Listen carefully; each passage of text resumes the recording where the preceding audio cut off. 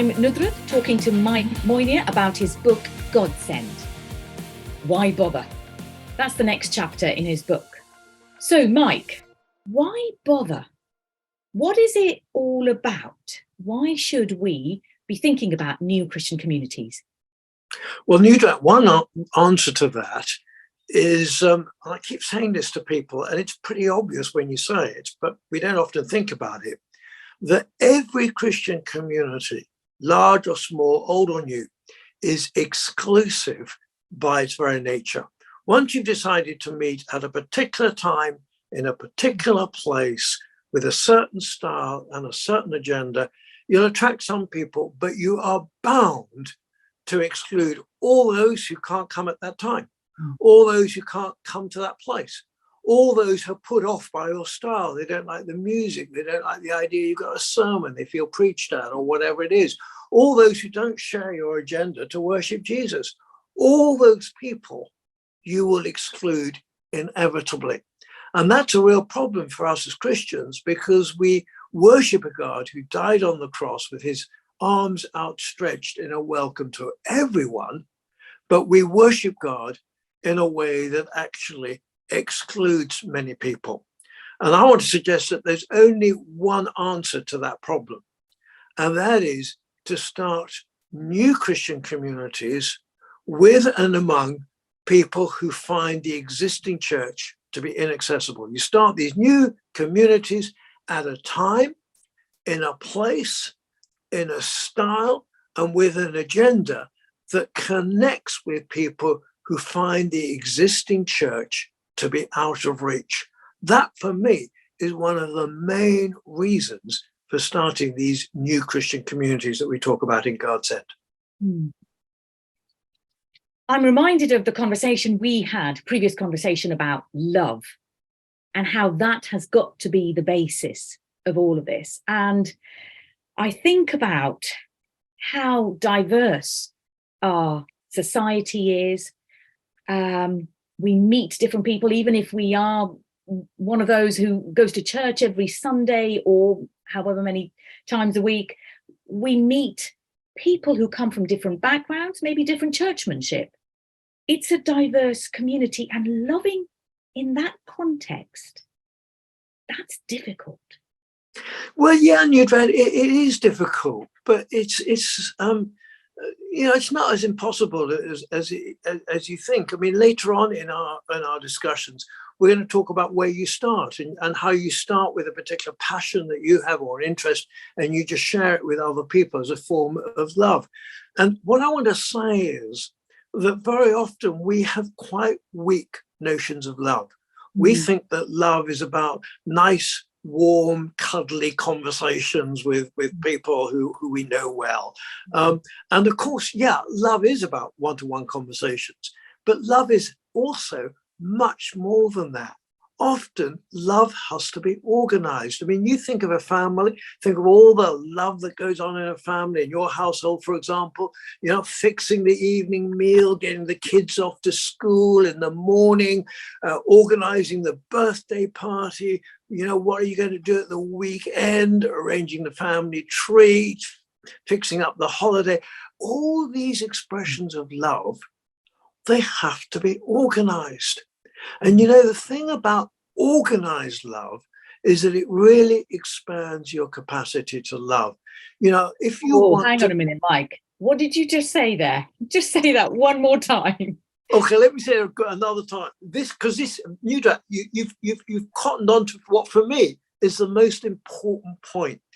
Organizing love expands your capacity to love. If you think of a food bank, or think of a parent and toddlers group, or think of a luncheon club, or think of a youth club, these are amazingly great activities for the kingdom, but they have to be organized. A mums and toddlers group just doesn't emerge without organization. If you want a group for people to, for people who've been bereaved to meet together and so on and support each other, that in some way has to be organized.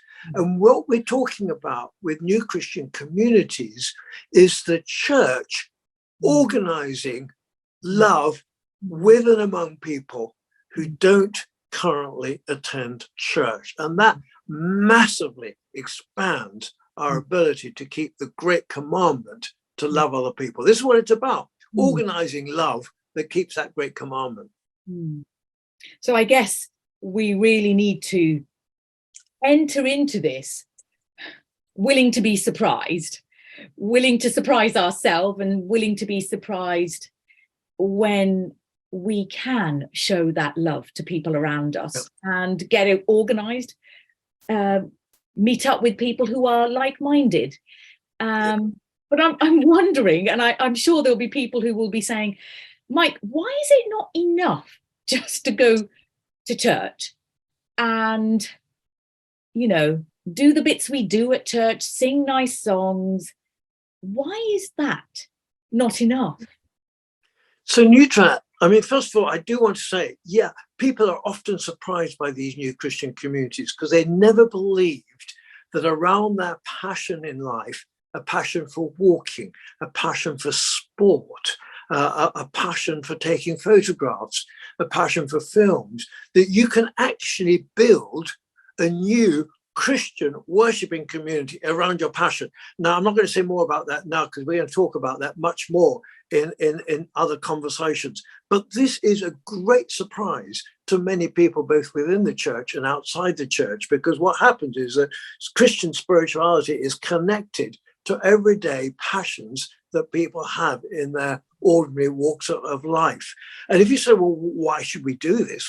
Yeah, it's great to go to church, great to sing great, you know, Christian songs and meet people and so on.